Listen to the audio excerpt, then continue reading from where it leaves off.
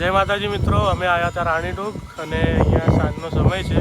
તમે નજારો જોઈ શકો છો. આ એક બાજુ આરતી ચાલુ છે માતાજીની અને બધા ભાઈઓ સાથે હતા. નજારો ચેક કરો.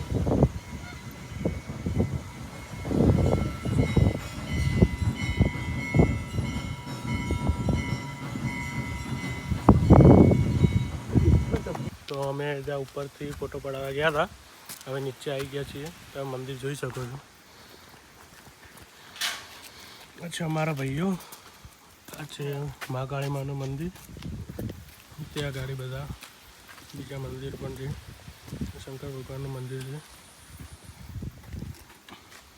અંધારું થઈ ગયું છે એટલે દેખાવામાં ક્લિયરિટી નથી.